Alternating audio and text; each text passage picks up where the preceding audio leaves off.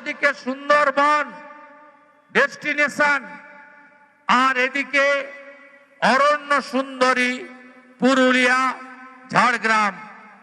প্রকৃতি মা দু হাতে দিয়েছে এই বাংলাকে।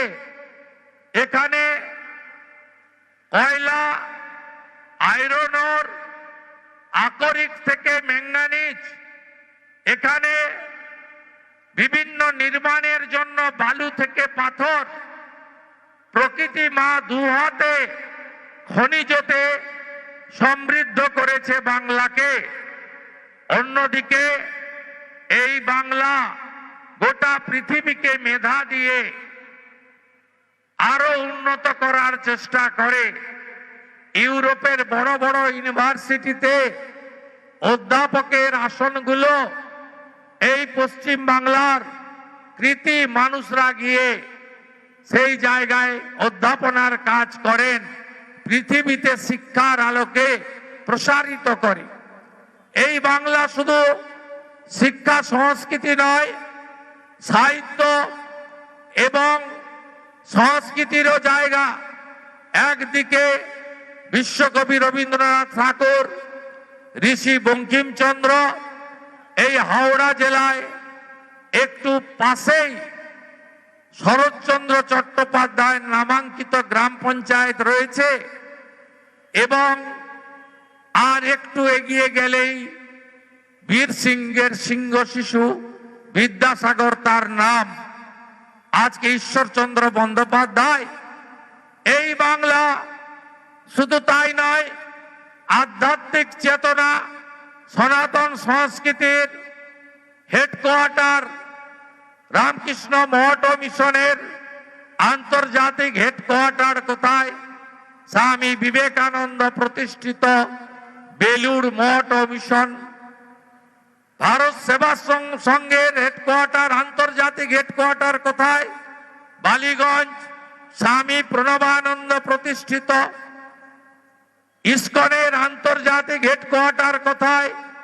যে হরে কৃষ্ণ মন্ত্রকে পৃথিবীর বহু সংখ্যক দেশে ছড়িয়ে দিয়েছিলেন শ্রীলা প্রভুপদ, মায়াপুর ইসকন তার আন্তর্জাতিক হেডকোয়ার্টার।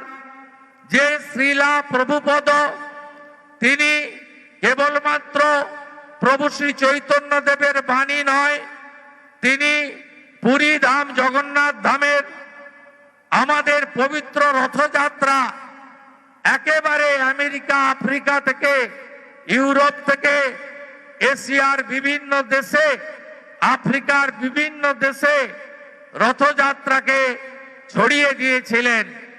সেই বাংলায় দাঁড়িয়ে আজকে আমরা কি দেখছি?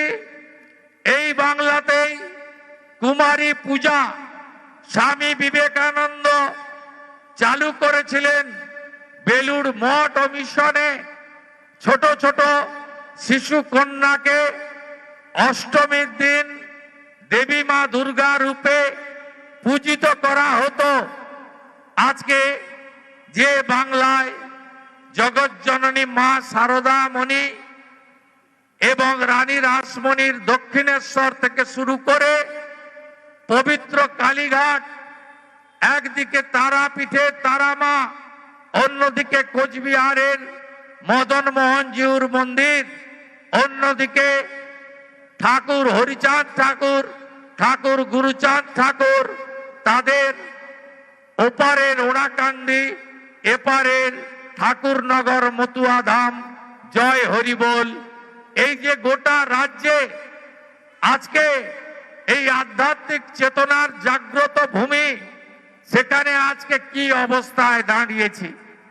আজকে বাংলায় কোন বাবা মা তার পুত্র কন্যাকে 8 পাস 10 পাস করার পরে বলছে আর পড়াশোনা করতে হবে না, কারণ মমতা ব্যানার্জি থাকলে, টিএমসি থাকলে চাকরি পাওয়া যাবে না, তাই তোমাদের আর কলেজে যেতে হবে না।